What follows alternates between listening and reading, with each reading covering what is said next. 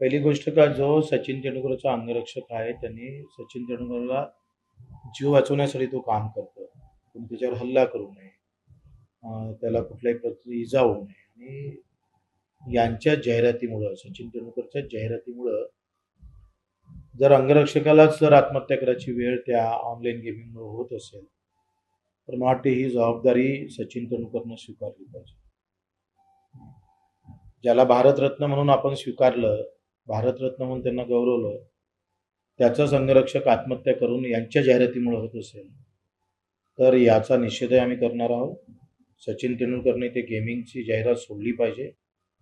एकतर भारतरत्न पुरस्कार जो आहे तो वापस केला पाहिजे, नाही तर गेमिंगची जाहिरात सोडली पाहिजे. दोनपैकी एक करणं गरजेचं आहे.